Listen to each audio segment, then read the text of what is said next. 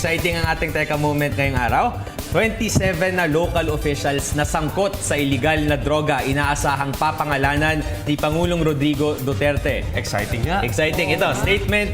Ito yung statement na, "My God, you will be shocked." Okay, ito ang pahayag ni Presidential Legal Counsel Salvador Panelo ng kanyang binanggit na nakaplano ng isiwalat ang pangalan nga ng 27 local executives base sa intelligence reports. Yan ang intelligence reports. So talagang pinaghandaan yan. Inaasahan na maaaring sabihin ito ng ating Pangulo ngayong araw. Pero syempre abangan natin kung kailan talaga yan.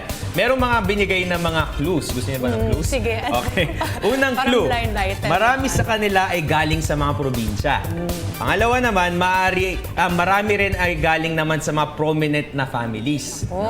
So mga may pangalan na yan. Kapitapitagang pangalan, ibig Oo, mga sabihin. honorable siguro to. Mga dynasty na yan sa isang Dynasty lugar. for sure. Maraming mga kamag-anak mayayaman. yan. Mayayaman. At tapos, yung ilan dito sa mga pangalan ay kakilala ng ating Pangulo, pero saad ng ating Pangulo na bagamat kakilala niya yung ilan sa mga pangalan na to, tungkulin niya pa rin na paglingkuran at protektahan siyempre ang sambayanan. So, unahin niya pa rin yung bayan kahit nakaibigan niya siguro yung iba dito. Well, magandang balita yan. Pero gayon pa man, siyempre, ang ihihirit ng mga yan, gaya na rin nung inihirit nung 5 generals dati.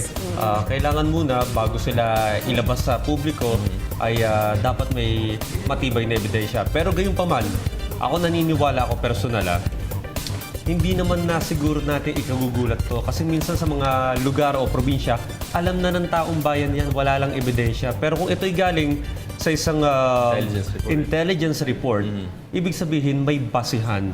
At sana naman, konkreto yung basihan na yon. At hindi lang basta mapangalanan, ano?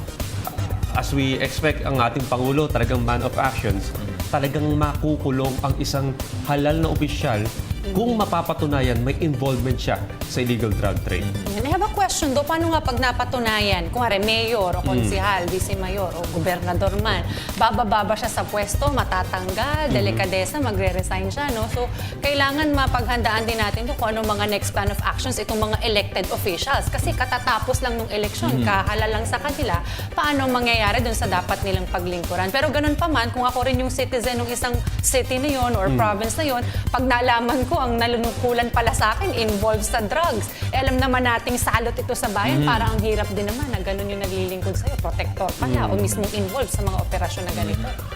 Well, at least kailangan natin makita ito sa loob ng 6 na taon. Mga halal na local officials ang uupo siguro dyan kung sakasakaling sila'y mapapatunayang guilty sa akusasyon ay yung mga vice mayor o OIC. Naman yun lahat.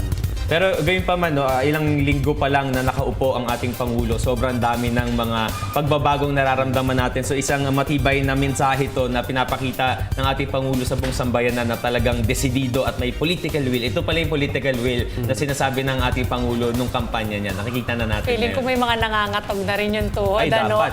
Bawat salita siguro Alam nila yan Pangulo. na nandun ng pangalan nila. Alam nila yan. Alam na nila yan. Kinukutuban na sila siguro sa ngayon na ang pangalan nila nandun at naghahandaran na rin sila ng kanilang magiging dahilan or paano nila lulusutan yung kasong ito.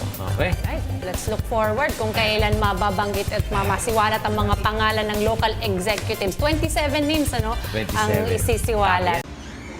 Ako po si Cathy San Gabriel. Subscribe na sa PTV YouTube channel. I-click lang po ang subscribe button.